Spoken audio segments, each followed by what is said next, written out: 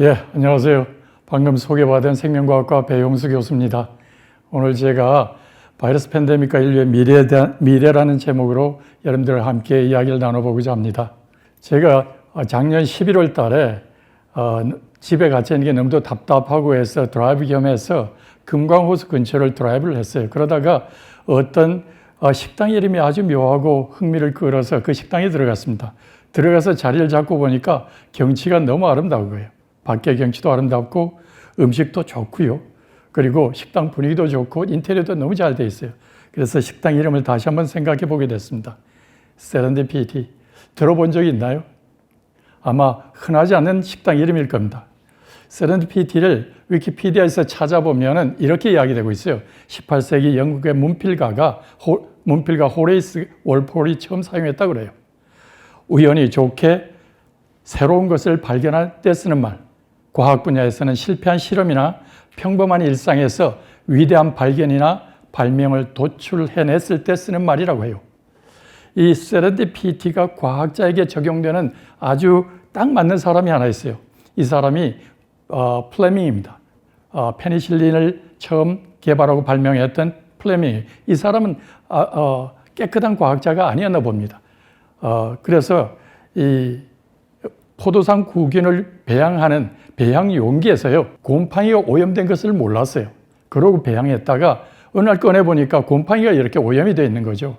근데 우리 같으면 곰팡이 오염됐으니까 버리겠다 그렇게 생각을 하는데 이분이 보니까 포도상 구균 곰팡이 주위에 이렇게 균들이 잘 자라지 않는 거예요. 곰팡이 보이시죠? 큰 덩어리가 그게 푸른 곰팡이에요. 곰팡이 주위에 균이 잘 자라지 않아요. 이것을 보고 곰팡이에서 아마 균을 억제하는 어떤 물질이 나오겠구나 생각을 하고 그 푸른 곰팡이를 배양을 해서 거기다 물질을 추출해요. 그게 페니실린입니다. 푸른 곰팡이 영어 이름이 페니실리움이죠. 그래서 그 이름을 따서 페니실린이라고 붙여요. 그게 항생제의 기원이 됩니다. 이 사람이 이것을 개발하고 나서 2차 세계대전 때 군인들이 폐혈증으로 많이 죽거든요. 그럴 때 군인들의 엄청난 생명들을 구할 수 있게 돼요. 그리고 그 업적을 인정받아서 45년에 노벨상을 받습니다. 1945년에. 기적의 사과 이야기 들어보셨을 거예요. 이것도 아마 세렌디피티적 사고를 가진 사람의 이야기 아닌가 생각해서 뽑아와 봤습니다. 일본 아오모리현에 기무라라는 사람이 있었는데요. 이 사람이 자연농법을 계속 고집하면서 그 농법을 하다가 계속해서 실패를 하고 나중에 자살 직전까지 가요. 그런데 깊은 산속에 들어가서 죽으려고 생각을 했는데 잡초가 우거진 곳에 도토리 나무가 아주 잘 자라고 그리고 많은 도토리 열매가 맺히는 걸 보고 돌아와서 최대한 방치한다는 역발상을 가지고 사과 농원을 운영을 해요. 그 사과가 태풍에도 안 떨어지고요. 오래 둬도 썩지 않고 맛도 안 변해요. 그래서 기적의 사과가 되면서 이 수험생 부모들이 이 사과에 대해서 선호도가 커서 날개돌이 돋치듯이 팔려요. 그러다 보니까 이 사람이 사회에 관심을 받게 됐고요. 자연농법의 시조가 됩니다. 우리나라에도 초청이 됐었죠. 여러분들 퀴즈 하나 낼게요. 이제까지 팬데믹에 대해서 좀 이야기하려고 합니다. 인류 역사상 가장 많은 사상자 낸 팬데믹이 뭘까요? 흑사병 14세기에 유럽 인구의 절반을 없애버린 사망으로 이끌어갔던 그런 병입니다. 독감, 에이즈, 코비드 어느 걸까요? 아마 사람들이 생각하기를 흑사병이 아닐까 그런 생각할 거예요. 그런데 답을 보면 의외로 천연두입니다. 누적 사상자가 10억 명이에요. 이런 팬데믹이 없었습니다. 왜 그러냐면 이 천연두가 맹독성이거든요. 보통 성인이 감염되면 5명, 10명 중에 5명이 죽어요. 어린아이 감염되면 8명 정도까지 죽습니다. 그런 맹독성이 이 바이러스가 남미에 퍼지면서 스페인 군인들이요. 남미를 점령하러 들어가요. 몇백 명 안 되는 군인들이 가서 거기에 천연두를 퍼뜨려요. 그래서 잉카 문명과 아즈테크 문명 들어봤을 거예요. 역사 속에서 천연두 때문에 사라져버려요. 그 정도로 맹독성입니다. 이러한 맹독성의 바이러스에 대해서 영웅이 하나 탄생을 하죠. 여러분들 많이 봤죠? 이 그림. 에드워드 제너가 우두 백신을 개발한 그 사진입니다. 이때 당시에 젖소에서 우유를 짜는 여인들이 우두에 걸리면 천연두에 걸리지 않는 것을 많은 사람들이 알고 있었어요. 그런데 거기에 주목했던 사람이 별로 없었습니다. 에드워드 제너는 그때 46세의 시골 의사였어요. 개업의였어요. 그런데 이 사실에 집중하게 돼요. 천연두하고 우두 무슨 관계일까? 사람에게 인체 실험을 해보고 싶은데 대상이 없었어요. 그랬는데 그 고민을 털어놓았을 때 어떤 노인 한 분이 와서 자기가 어릴 때 9살에 우두에 걸렸었는데 지금 62살인데 아직도 천연두에 안 걸린다. 자기한테 한번 천연두균 넣어봐라. 그렇게 해서 그 사람에게 찔러요. 이거 윤리위원회에 들어가면 오늘 아마 감옥에 갈 그런 일들이죠. 그죠? 그런데 그 사람의 동의하에서 천연두균을 찔러요. 그 천연두균이라는 게 사실 고름이에요. 천연 환자 고름을 찔렀는데 병에 걸리지 않아요. 거기에 힘입어서 8살짜리 제임스 핍스라는 아이에게 우두를 접종을 해요. 우두라고 말하지만 실제 소고름입니다. 접종을 하고요. 그게 1796년이에요. 그런데 1796년 5월 14일 날 찌르고 딱 6주 후에 이 아이에게 사람에게 맹독성인 천연두 고름을 찔러 넣어요. 아이가 감염이 안 됐겠죠. 그래서 이런 사진이 나왔겠죠. 그걸 보고 다시 힘을 얻어서 23건의 임상시험을, 인체 실험을 해요. 거기엔 자기 아들도 포함이 되어 있었어요. 23건을 하는 동안 한 번도 부작용이 없었어요. 그래서 그 결과를 모아가지고 영국 왕립학회에 보고를 해요. 왕립학회에 그걸 보니까 데이터가 너무 확실한 거예요. 그래서 조건을 답니다. 특허 내면은 승인해 주겠다. 근데 그 특허 안 받아들여요. 그리고 에드워드 제너가 그걸 그냥 무상으로 사람들에게 뿌려버립니다. 그게 급속도로 유럽에 퍼지고 독일, 스웨덴, 프랑스 그리고 미국까지 퍼져나가요. 그러면서 갑자기 천연두가 주춤해지기 시작합니다. 그러고 나서 특허를 낸 것보다 더 많은 후원금이 그리고 기부금이 들어와요. 이 에드워드 제너가 일약 거부가 돼요. 자기가 살던 집, 이 핍스한테 주사했던 그 집을 핍스에게 물려줘요. 그리고 자기는 큰 집으로 이사를 갑니다. 그때 당시에 불란서는 1804년에 나폴레옹이 황제가 돼요. 그리고 1805년에 그의 휘하에 있는 모든 군인들에게 이 우두 접종을 권유를 해요. 그래서 전 군이 우두를 맞습니다. 불란서가 굉장히 빨리 천연두가 사라지는 그런 나라가 돼요. 그렇지만 옛날이나 지금이나 마찬가지죠. 새로운 것이 개발되고 백신이 개발됐다 그러면 거기에 대해서 회의를 품고 반대하는 세력이 있죠. 유언비어가 퍼져요. 그러면서 고름 맞은 사람 소된다. 그런 이야기가 퍼지게 됩니다. 그래서 이런 그림까지 나와요. 백신 접종 맞고 소되거나 아니면 소가 몸에서 나온다는 거죠. 말도 안 되는 이야기죠. 그죠? 그러면서 많은 사람들이 백신 접종을 거부해요.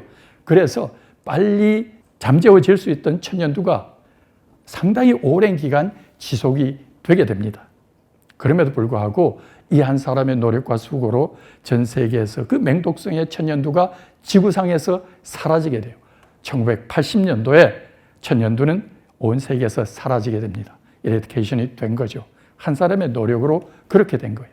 이 에드워드 제너는 어쩌면 세렌디피티적 사고를 가진 그런 사람인지도 몰라요. 우리나라에 그런 사람이 있어요. 잘 아시죠? 지석영 선생이에요. 일본에서 종두법을 들어와서 국내에 보급한 사람입니다. 이 사람으로 말미암아 우리나라도 천연두가 잦아들게 돼요. 그런데 재미있는 것은 에드워드 제너가 이 종두법을 개발할 그 비슷한 시기예요. 1796년인데 1799년에 우리나라의 에디슨이라는 사람이 다산정약용 마가회통에 보면은 이 사람이 홍역치료법을 의서에 만들어 놓은 게 마가회통이에요. 그게 맨 마지막에 보면 사람에게 우두를 주사하면 천연두를 막을 수 있다는 이야기를 언급해 놓고 있어요. 그게 사람의 관심을 끌지 못하고 그걸로 마무리됩니다. 지금 여러분들 마가회통에 대해서 아마 책을 보면 그 이야기가 나와 있어요. 어제 저도 읽다가 말았는데요.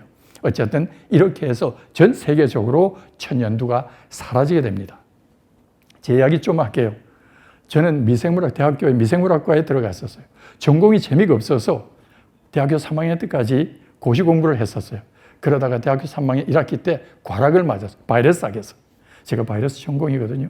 그때 강의를 나오신 분이 가톨릭 의대에서 강사로 나오신 바이러스 전공자예요. 그분이 저한테 자기가 방학 때 실험할 때 도와주면 F 면해주겠다는 거예요. 그래서 잠시 고시 접고 그분의 연구를 도와드리게 돼요. 이분은 전 세계적으로 유명한 이호왕 박사는 맨 위에 있는 분이십니다. 한탄 바이러스의 대가예요.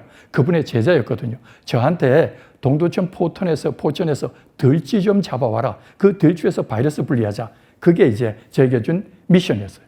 그래서 짙을 들고 동두천 포천 돌아다니면서 한 달 반 동안 거기서 지냈어요. 그러다 보니까 이것도 사는 길이구나 그런 생각을 했어요. 그 이후로 제가 방향을 틀었습니다.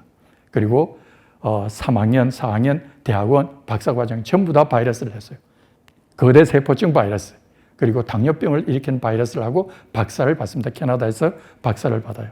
그리고 하버드로 제가 이제 2군데 오파를 냈었는데 둘 다 콜이 왔어요. 그래서 하버드를 정해서 이 해살티널 밑에 왼쪽에 있는 이분이 제 지도교수예요. 그분이 저한테 그때 에이즈의 병리 기전을 네가 담당을 해라. 근데 에이즈 병리 기전에 중요한 세포가 있는데요. 에이즈는 T셀에 감염이 돼요. 그런데 면역세포 중에 수지상 세포라는 세포를 거쳐서 감염이 된다는 이야기가 록펠러 대학의 랄프 스타인먼 오른쪽 위에 있는 분이에요. 그분이 그런 이야기를 했어요. 그래서 네가 패소제네스 병리 기전을 연구해라. 그런 연구를 미션을 받았어요.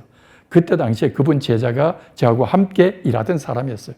그래서 열심히 연구를 하는데 한국에서 제 어머니가 돌아가셨다는 소식 듣고 제가 한국으로 급히 돌아와서 더 이상 나가지 못했어요. 그렇지만 랄프 스타인 박사님하고 계속 교류를 하면서 덴드리틱셀하고 에이즈 패소제네시스를 연구해 왔어요.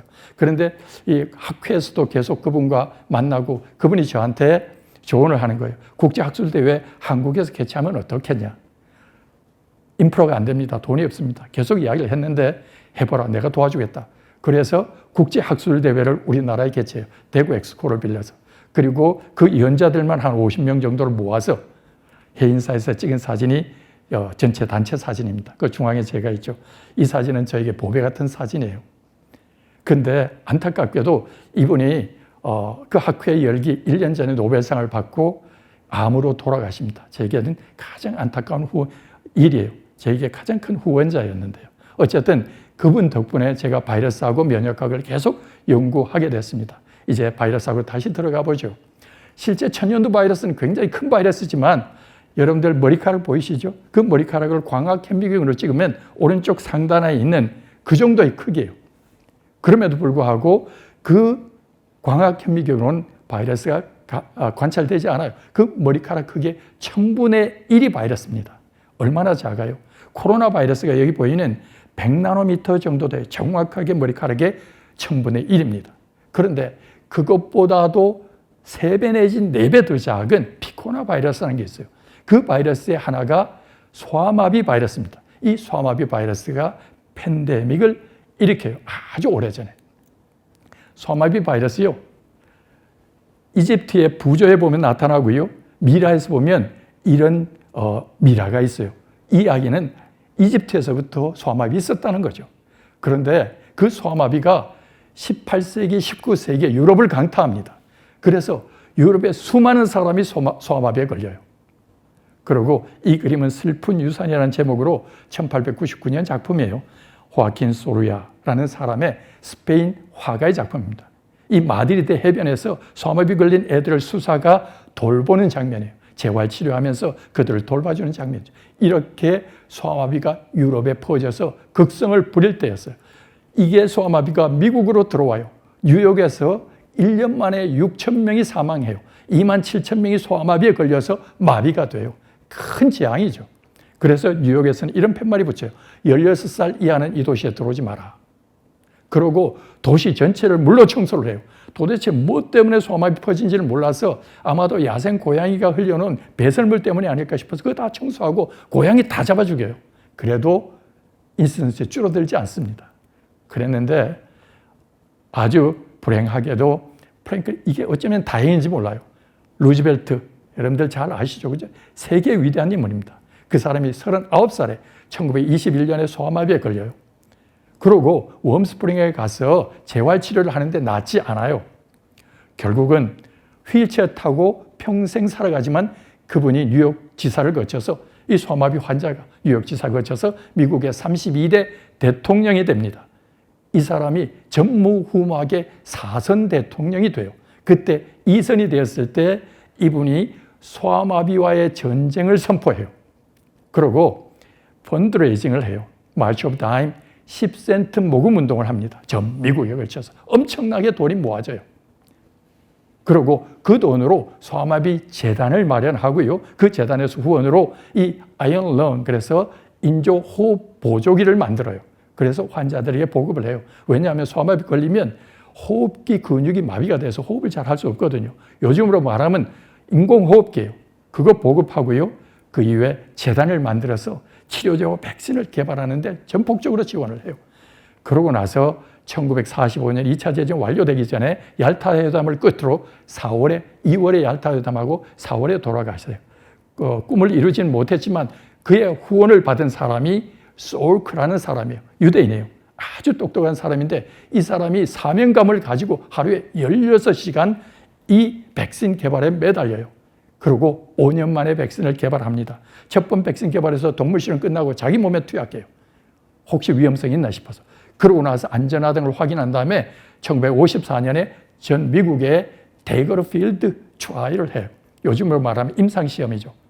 거기서 70% 효과를 얻고 1995년도에 미국의 정부의 승인을 받아서 모든 백성에게 백신을 찔러요. 이 백신으로 말미암아 미국 전역에 수만 명의 소아마비 발생률이 1000명 이하로 떨어져요. 미국 국민들이 이 사람을 엄청나게 좋아했겠죠. 문제는 소아마비 예방주사 맞고 260명이 소아마비에 걸려요. 부작용 때문이에요. 정부에서 그거 전부 다 보상해 줍니다. 그런데 이것보다 훨씬 더 좋은 소아마비 백신이 개발돼. 이 사람도 유대인입니다. 이민자 유대인이었어요. 이분이 맹독소의 소아마비를 침팬지, 원숭이에다 계속해서 개대를 하면서 독성이 사라진 바이러스를 아이솔레이션을 해요. 추출을 해요. 그래서 그것을 모아서 백신을 개발을 합니다. 그런데 문제는 효과가 무지 좋음에도 불구하고 미국에는 이미 사독 백신이 있어서 임상을 못해요. 그 임상을 담당한 사람이 추마코프라는 사람, 러시아에서, 그때 당시에 소련이죠. 소련에서 추마코프가 소아마비 연구소의 소장이었어요. 사빈의 연구 결과를 받아들여갖고 러시아에 1,500만 명을 임상시험을 해요. 부작용이 하나도 없어요. 그 다음에 1960년도에 1억 명의 러시아인들에게 백신을 맞춰요. 부작용이 없는 결과를 보고 미국이 다시 이 경구용 소아마비 백신, 이 백신을 허가를 해줍니다. 그래서 전 세계적으로 소아마비 백신이 2개가 만들어져요. IPV, 사독 백신, 생독 백신. 이 2가지 백신이 전 세계 소아마비 팬데믹을 잠재우기 시작해요. 그래서 미국에서는 1976년에 마지막 환자가 끝나고요. 우리나라에서는 1983년에 끝나면서 소아마비는 박멸 프로그램으로 들어갑니다. 이제는 인도와 파키스탄, 아프가니스탄, 그리고 아프리카 한두 개의 나라에 100명 내지 200명 정도가 소아마비에 걸린 환자가 나타나요. 그럴 때 유명한 이야기가 있어요. 이 소우크, 이 사람이 당신 이거 갖고 특허 낼 거냐? 그러니까 태양에도 특허를 낼 겁니까? 그렇게 질문을 하면서 무료로 배포를 해요. 그 덕분에 전 세계가 소아마비에서 벗어나는 길을 가게 됩니다. 이 소아마비가 어느 정도 잠잠해지고 1800년도에 이게 이레디케이션 프로그램에 들어가고 1980년도에 그 1980년도에 또 다른 팬데믹이 생겨요. 여러분들 잘 아는 에이즈입니다. 이런 병들요. 카포시 6종, 원충성 폐렴, 이거 젊은이들이 안 걸리는 병이에요. 그런데 지중해에 있는 노인들에게 아주 희귀하게 10만 명당 1명 그 정도로 나타나는 흑색 암이에요. 피부암이에요. 카포시 6종. 원충성 폐렴, 폐가 곰팡이로 녹슨 걸 쓸어버리는 거예요. 그리고 캔디다증, 구강에 캔디다로 꽉 차는 거예요. 이거 젊은 사람이 나타나지 않은 증상이에요. 건강한 젊은 사람에게. 그런데 젊은 사람이 와서 이런 약을 타가고 이런 병이 걸리는 겁니다. 그래서 이런 것들이 미국의 질병통제소에 보고가 돼요. CDC죠. 그래서 CDC에서 1981년에 전수조사를 나와요. 그래서 전수조사를 해봤더니만 이런 병의 환자들이 다 거의 대부분이 동성연애자예요. 그래서 이 병의 이름을 첫 번에 Gay Related Disease, 게이와 관계된 병이라고 이야기를 했었어요. 그런데 그 다음 해에 연구 결과가 뒷받침하기를 이 사람들이 면역이 결핍돼서 병이 걸렸다. 그래서 후천성 면역 결핍증이라고 이야기를 해요. 우리나라 말로 에이즈입니다. 아이고 이제 다 살았다. 말이 맞나요? 실제 농담이에요. 에이즈는 Acquired Immunodeficiency Syndrome, 그래서 후천성 면역 결핍증입니다. 한 해가 지나니까요, 미국에 2,300명이 이걸로 사망을 해요. 에이즈로 사망을 해요. 그 중에서 미국의 대형 스타들이 하나씩 넘어지는 거예요. 여러분들 잘 아시는지 모르겠는데 자이언트 1956년도에 젊은 사람들에게 가슴을 뜨겁게 했던 영화였어요. 그 주인공 3명, 엘리자베스 테일러, 제임스 딘, 록 허드슨이에요. 그 중간에 있는 사람이 록 허드슨입니다. 이 사람이 1985년에 에이즈로 죽어요. 그 다음에 우리나라에도 잘 알려져 있죠. 보헤미안 랩소디 영화 여러분들 봤을 거예요. 거기에 라켈 리드싱어, 프레드 머큐리가 91년도에 에이즈로 사망을 해요. 더불어서 미국의 LA 레이커스의 농구 스타이자 미국의 농구의 신이라고 알려진 NBA 스타예요. 매직 존슨, 에이즈에 걸려요. 그래서 91년도에 은퇴를 합니다. 한참 전성기였어요. 그 후 매직 존슨이 있었으면 아마 마이클 조던이 빛을 못 봤을 거예요. 이 뒤를 이어받아서 마이클 조던이 미국에서 가장 사랑받는 농구 선수가 됩니다. 이 사람은 LA 다저스의 한때 구단주이기도 했었어요. 여기 나와서. 그런데 더 재밌는 게 이 사람 이야기예요. 랜디 실즈라는 사람이에요. 이 사람이 작가이자 언론가예요. 이 And the Band Played On, 이건 책이에요. 에이즈가 아프리카 원숭이에서부터 유래해가지고 아프리카 사람들에게 퍼졌고 아프리카에 만연하다가 유럽으로 번졌고 유럽에서 다시 미국으로 왔다. 북미로 왔다. 그런 이야기를 다큐멘터리로 만든 책이에요. 이게 영화까지 됐습니다. 문제는 여기서 미국의 어떤 사람이 처음 퍼뜨렸냐. 그걸 페이션트 제로라고 불러요. 그 페이션트 제로로 과탱 두가스라는 사람을 들어요. 왜 그랬냐면 실제 이 책은 1987년도에 나왔어요. 거기에 과탱 두가스가 페이션트 제로, 미국에 처음 에이즈를 퍼뜨린 사람으로 알려졌습니다. 그 한참 후에 조사를 해봤더니 이게 잘못된 정보였어요. 이 사람이 페이션트 넘버 5라고 돼 있는, 아웃 오브 캘리포니아 바깥에 있는 에이즈 환자라고 그래서 이 사람을 40명의 에이즈 환자 클러스를 만들었어요. 그 사람에게 퍼져나가니까. 그리고 그 사람들의 이름을 ABCD를 따서 O라고 붙였어요. 페이션트 O. 그랬는데 이걸 랜디 실츠가 페이션트 제로라고 잘못 해석을 한 거죠. 그래서 미국에 이 사람 때문에 에이즈가 들어왔다고 이 책을 발표하고 랜디 실츠 94년도에 에이즈로 죽어요. 이 사람 동성연애자거든요. 그런데 문제는 이 사람이 사실 그런 이야기를 들을만 해요. 이 사람이 에어 캐나다의 승무원이었어요. 프랑스하고 미국 캐나다를 오가면서 2,500명의 성상대자와 성관계를 맺었어요. 1972년부터 84년 죽을 때까지 12년 동안 매일 사람을 바꾸면서 성관계를 맺어요. 그러다 보니 자기가 고백한 이야기를 여기에 이 책에 써놨어요. 그러다 보니까 랜디 실츠가 이 사람 페이션트 제로라 그렇게 이야기를 한 거죠. 어쨌든 이 HIV 연구에 가장 유명한 대가 두 사람이 있어요. 그 사람이 하나는 파스테르 연구소의 소장이었던 몽테니에르, 또 한 사람은 미국 NIH의 로버트 갤로, 밥 갤로라고 그러죠. 이 두 사람이에요. 원래 불란서에서는 이미 에이즈 환자가 무지 많았어요. 그래서 환자에서 HIV 바이러스를 아이솔레이션 했는데 그 바이러스와 비슷한 연구를 하는 사람이 불란서에 없었던 거예요. 그런데 마침 미국 NIH 밥 갤로는 HIV와 비슷한 레트로바이러스를 연구하는 사람이었어요. 그래서 몽테니에르가 샘플을 이 밥 갤로한테 보내요. 그리고 밥 갤로가 그 모든 연구를 담당해서 공동으로 연구를 해요. 그리고 논문도 같이 내요. 두 사람이 다 유명해졌어요. 문제는 이게 팬데믹이 되면서 엄청난 돈이 될 수 있게 됐어요. 에이즈 바이러스 유전자도 특허를 내고 치료제, 백신 개발하면 이게 대박이 되거든요. 그러다 보니까 미국은 그때 당시 레이건이 여기에 에이즈와의 전쟁을 선포해요. 그러면서 암으로 갔던 모든 돈을 에이즈에다가 투여를 합니다. 엄청난 돈을 쏟아부었는데 이게 불란서로 가게 생겼거든요. 그래서 그때 미테랑 대통령하고 둘이서 합의를 해서 여기서 나온 이익은 반으로 나눈다. 그렇게 이야기를 했었어요. 그런데 이 두 사람은 서로 관계가 너무 좋았어요. 그래서 그런 이야기 하지도 않았습니다. 문제는 이제 노벨위원회에서 노벨상을 줘야 되는데 누구에게 줄 거냐는 거죠. 노벨상은 첫 번 발견자한테 줍니다. 그런데 밥 갤로도 그때 당시 미국 환자에서 아이솔레이션 했다고 그러고 몽테니에르는 자기가 아이솔레이션해서 미국에 보냈다고 그러고, 이게 조사가 NIH에서 조사단을 파견해요. 그 조사 결과 궁극적으로 몽테니에르의 손을 들어줍니다. 그러면서 2008년도에 이 사람이 노벨상을 받아요. 몽테니에르가. 사실 이 사람이 노벨상을 받기 2년 전에 제가 이 사람하고 북경에서 에이즈 학회 때 만나서 깊이 토론을 했었어요. 저는 이 사람이 노벨상 받을 줄 몰랐거든요. 갤로가 받을 줄 알았어요. 이 사람 받을 줄 알았으면 관계 잘 맺어놓는 건데 그랬습니다. 어쨌든 이 두 사람 연구로 에이즈가 정착을 해요. 그 이후에 이제 이런 팬데믹이 있으면 치료제를 개발해야 돼요. HIV가 이 라이프 사이클이 이렇습니다.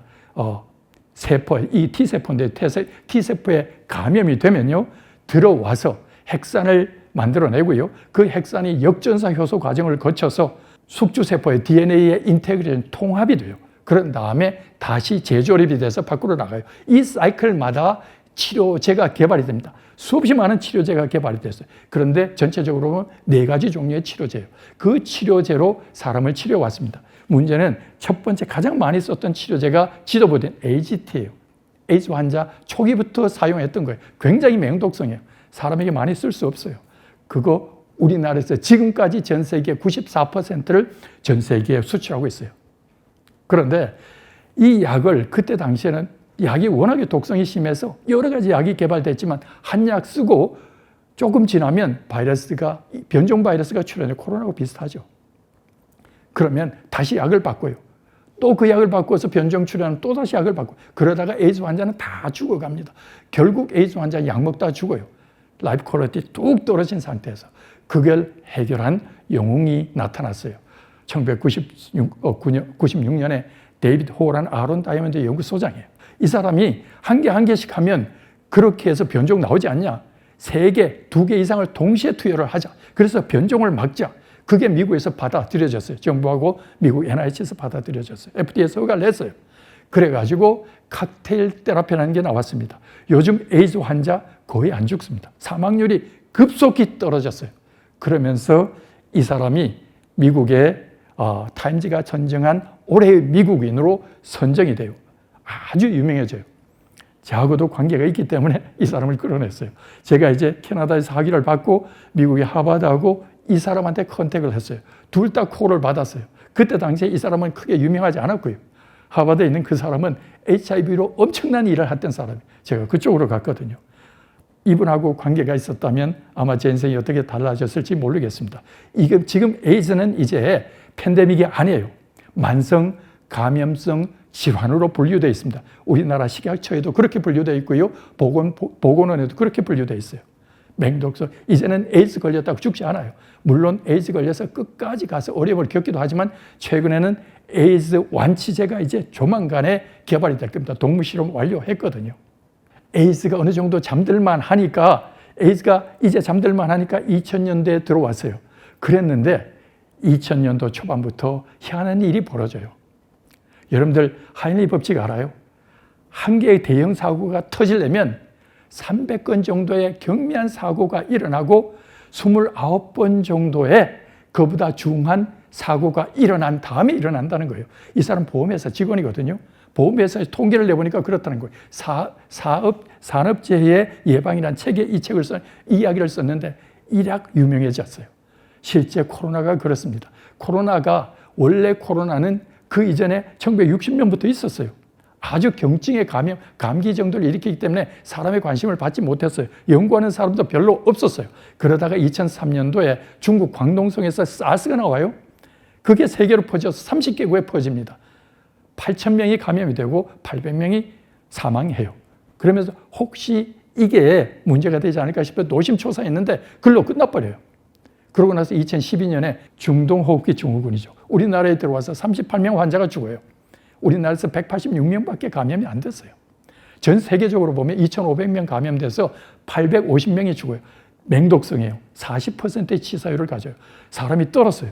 그런데 그걸로 끝이에요. 더 이상 나가지 않았어요. 그러면서 이 연구 하다 중단되고 그걸로 끝났어요. 그때 연구를 제대로 했었으면 아마도 코비드 지금보다 훨씬 더 효과적으로 대응했었을 겁니다. 1919년에 우한 코로나 바이러스 나왔어요. 이게 지금 현실입니다. 6억 명이 감염이 됐고요. 650만 명이 누적 사망됐어요. 최근에 전 세계적으로 감염자 수가 현저히 떨어지고 있어요. 그리고 사망자 수도 떨어지고 있습니다. 조만간에 코비드-19 극복이 될 거라고 저는 생각을 해요. 그렇지만 지금 마지막 단계에서 그렇게 방역이 잘 돼도 우리나라가 일본이 전 세계에서 최고로 환자 발생률이 높고요. 그 다음이 우리나라예요. 그 다음 미국이에요. 우리나라 발생률 한번 보죠. 4주 동안에 환자가 200만 명이 발생해요. 그리고 사망자는 1,750명이에요. 전체적으로 누적 감염자를 보면 2,400만 명이 감염이 됐고요. 우리나라에서 27,000명이 죽어요. 이 사망률을 보면, 치사율을 보면 우리나라는 0.1% 아래 위예요. 전 세계적으로 보면 0.5%에서 2%까지 사망률이 있어요. 이거 보면 우리나라의 방역 시스템이 엄청나게 좋은 거 여러분들 인정해야 돼요. 그리고 환자 관리가 아주 뛰어납니다. 이 정도로 환자 관리돼 갖고 사망률이 낮은 나라가 전 세계에 없어요. 어쨌든 간에 이렇게 코비드-19이 코로나 바이러스가 나오면, 이런 팬데믹이 나오면요, 먼저 치료제를 개발해요. 그 치료제 개발에 시간이 많이 들거든요. 그래서 기존에 사용했던 치료제, 그걸로 일단 임상 실험을 해요. 그중에서 관심을 가장 많이 받았던 게 람데스빌이에요. 여러분들 잘 알죠, 그죠? 초기 코로나 나오면서 환자가 들어가면 람데스빌로 치료하려고 덤볐어요. 그리고 그게 받아들여졌어요. 그러면서 길리아드가 개발했는데 주가가 수직 상승을 합니다. 그런데 2020년에 WHO에서 길리아드의 람데스빌 코로나 바이러스 효과가 없다 공식적으로 발표를 해버려요. 주가가 곤두박질을 쳐요. 그랬는데 그럼에도 불구하고 여러 나라에서 이미 임상이 시작이 됐었어요. 우리나라 서울대학교 의대에서도 임상을 했었어요. 결과가 좋아요. 이게 다시 리포트가 돼갖고 WHO에서 수정 보도자료를 내놓은 것이 이겁니다. 2022년도 4월 22일 날 하이리스크 고위험군의 입원 환자에게서는 경미한 코로나에 감염됐을 경우 렘데스비를 써라 추천을 해요. 그런데 이미 파이자에서 치료제를 개발을 해요. 문제는 이것이 기저질환이 있는 사람은 못 써요. 독성이 심하거든요. 제가 올해 2월 달에 코로나에 감염돼서 이 약 먹었어요. 5일 동안 먹었는데 바이러스 금방 떨어집니다. 문제는 후유증이 좀 있어서 계속해서 기침도 하고 가래도 나와요. 그렇지만 치료제 효과가 무지하게 좋습니다. 이게 응급 치료용으로 허가가 돼요. 2021년도에 WHO, FDA에서 Emergency Use Authorization을 해요. 긴급 사용 허가를 내립니다. 그 메커니즘을 보면 아주 간단해요. 코로나 바이러스 감염이 되면 이 단백질을 만들어야 돼요. 그 단백질을 코로나 바이러스의 프로테이스, 단백질 분해 요소가 잘라줘야 되는데 그 분해 요소를 억제해서 바이러스 증식을 막아내는 효과를 가지게 되는 거죠. 그런데 이 치료제와 함께, 이 치료제는 지금 전 세계적으로 팔리고 있고요. 의사의 처방을 받아서 사용을 합니다. 그런데 문제는 팬데믹의 치료제뿐만이 아니라 앞으로도 이런 비슷한 일들이 일어나고 자꾸 변종이 나오니까 백신 개발을 해야 되잖아요. 코로나 바이러스 백신 개발 전 세계적으로 달라붙어요. 실제 이 코로나 백신 개발 대기업 아니면 달라들 수 없습니다. 왜냐하면 백신 개발에 돈도 엄청나게 들고 시간도 무지하게 걸려요. 그리고 이거는 정상인을 대상으로 투약해야 되는데 부작용 생기면 다 책임져 줘야 돼요. 환자에게 투약하는 치료제 같은 경우는 조금 부작용이 있어도 어차피 환자이기 때문에 그럴 수 있다. 용납이 되는데요. 건강한 사람한테 수백만 명한테 맞췄는데 그중에서 10명, 20명 걸리면은요. 이거 거기에 대한 대가를 보상을 해줘야 되거든요. 아무도 안 하려고 그래요. 그랬는데 코비드 백신이 워낙에 위중하니까 많은 백신 대형 제약회사들이 뛰어들었어요. 이 백신의 포맷을 보면 전통적인 포맷이에요. 불알아 백신, 사독 백신, 제조업 백신, 생백신, DNA 백신, 아데노바이러스 벡터 백신 다 개발됐던 것들이에요. 시간이 오래 걸렸던 것들인데 이런 백신들이 개발되는데 문제는 코비드 백신에서 제일 히트친 게 RNA 백신이죠. 이거는 기존 백신 포맷이 없었던 거예요. 코로나 때문에 새로 백신 프로그램에 들어왔어요. 그리고 이것이 대세가 됐습니다. 앞으로 새로운 팬데믹이 나오면 아마도 RNA 백신이 대세가 되지 않을까 싶어요. 이게 만들기도 쉽고 개발도 빠르고요. 치료 효과도 굉장히 빨라요. 문제는 오래 지속되지 않는다는 거예요. 롱텀 이펙트가 없어요. 그게 아마 조만간 누구에 의해서 보완이 될 겁니다. 코로나 때문에 또 하나 새로워진 시스템이요. 백신 신속 허가 제도예요. 보통 약 개발하고 백신 개발하면 10년 걸려요. 안 하려고 그러죠. 그런데 이게 2, 3년 만에 시장에 내놓을 수 있으니까 대박이 되면 엄청난 돈을 벌 수 있으니 기업들이 다 이곳에 뛰어듭니다. 그렇게 해서 코로나 백신이 지금 개발되고 있고요. 변종 바이러스에 대해서도 최근에 파이자에서도 그렇고 모더나에서도 계속 개발이 되고 응급 사용이 허가가 되고 있어요. 자, 이제 제 이야기를 마무리를 좀 하려고 그래요. 그 아우슈비츠 수용소에서 죽지 않고 살아남은 유대인 의사예요. 이 사람이 죽음의 수용소라는 나와서 책을 써요. 그러면서 거기서 이 사람이 신경정신과 의사거든요. 그러면서 이 사람의 생각이 그거였어요. 그 고통스러운 수용소에서 누군 살아남고 누군 죽는데 이게 건강이나 아니면 사람의 집념이나 이런 거하고 아무 상관이 없더라는 거예요. 어떤 사람이 살아남는가 봤더니만 이렇게 이야기를 해요. Why? 살아야 할 이유가 있는 사람은 어떠한 상황에서도 견디고 살아남더라는 겁니다. 그리고 이 사람이 이야기하는 고문 같은 혹독한 상황 속에서도 사람은 자기가 선택할 자유가 있다는 거죠. 어떤 상황 속에서도. 그러니까 이 상황으로 그 선택에 의해서 결과가 달라져요. 어떤 사람은 죽고 어떤 사람은 살아요. 놀라운 일이죠. 그러다 보니까 이 사람의 결론을 따서 이야기를 본다면 자극이 있고 반응이 있는데 그 사이에 사람은 선택할 수 있다. 많은 사람이 그 선택에 따라서 결과가 달라진다. 어떤 사람에게는 걸림돌이 되고 어떤 사람은 그 상황이 디딤돌이 된다는 거예요. 실제로 코로나 바이러스가 많은 사람의 걸림돌이었어요. 코로나가, 코비드-19이. 그런데 이게 디딤돌이 된 여러 회사가 있어요. 시젠 같은 회사, 조그만 벤처기업이었어요. 코로나 3년 만에 시총이 1조 5천억이에요. 그렇게 뛰어올랐어요. 누군가는 걸림돌입니다. 근데 누군가는 디딤돌이 돼요. 이 사람 이야기대로 살아야 할 이유가 있는 사람은 어떤 상황에도 살아남아요. 그리고 어떤 고문에서도 내 결정을 어떻게 하느냐. 그것으로 결과가 결정이 돼요. 여러분들이 세상을 살면서 힘들고 어려운 일이 있습니다. 어떤 사람은 거기서 무너져요. 어떤 사람은 그게 디딤돌이 되어서 뛰어 오릅니다. 이제까지 인류가 가지고 있던 팬데믹이요. 그 팬데믹을 인류가 다 극복했어요. 극복한 것뿐만 아니라 그 극복하면서 인류는 새롭게 도약했어요. 에이즈 재앙이었습니다. 그 에이즈 극복하고 날 때 엄청난 돈을 에이즈에 투자했어요. 그리고 RNA 바이러스를 연구했어요. 그 RNA 바이러스 연구 결과 덕분에 지금 코로나 바이러스가 이 정도까지 디펜스를 할 수 있는 겁니다. 지금 코로나 바이러스 이제 벗어나게 됩니다. 이 코로나 바이러스로 말미암아서 어쩌면 인류는 새로운 세계로 들어가게 되는지 모릅니다. 이제까지 비대면 사회 그렇게 많지 않았어요. 비대면 강의 많지 않았습니다. 다 대면이었어요.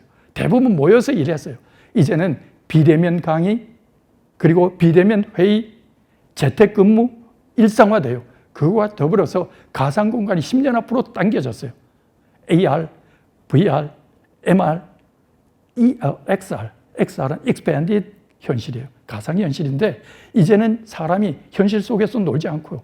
가상공간이 활동 무대가 되는 시기가 우리에게 왔습니다. 이거 뭐가 만든 건가요? 코로나가요. 인류를 새로운 세계로 이끌어가고 있습니다. 가야 될 길인데 빨리 당겨졌어요. 이제 제가 첫 번에 세렌디피티라는 이야기를 시작했죠. 2001년에 피터 첼섬이라는 영화 감독이 이 영화를 만들어요. 그 제목이 세렌디피티입니다. 존 쿠삭하고 케이트 베킨세일이 주연을 해요. 이 영화 내용은 간단해요. 두 남녀가 뉴욕 백화점에서 만나요. 크리스마스 이브에. 그래서 물건을 사요. 그러다가 둘이 충돌을 해요. 그러고 나서 둘이 눈이 맞아가지고 몇 시간 동안 환상적인 데이트를 해요. 그러고 운명에 맡기고 아무것도 서로 모른 채 헤어져요. 근데 헤어지고 나니까 서로를 사모하는 마음이 너무너무 커져요. 그리고 백방으로 서로를 찾아 나서요. 천신만고 그때 두 사람이 첫 번 탔던 스케이트장에서 밤에 만나요. 그리고 그 두 사람이 처음 식사했던 장소가 뉴욕에 있는 식당이에요. 세렌디피티입니다. 이야기로 마무리하죠. 세렌디피티, 우연일까? 필연일까? 본래 우연은 없다. 무엇인가를 간절히 소망했던 사람이 발견하거나 만들어냈다면 그것은 우연이 아니라 필연이다. 헤르만 헤세가 데미안에서 한 이야기입니다. 우연히 내게 행복이 찾아왔다고요? 우연히 위대한 대가들이 팬데믹을 극복했다고요. 그 사람들은 거기에 인생을 집중했어요. 그리고 계속 갈망했습니다. 그리고 답을 찾았어요. 그리고 인류를 팬데믹에서 구했던 겁니다. 여러분들이 그런 사람이 되길 바랍니다. 감사합니다.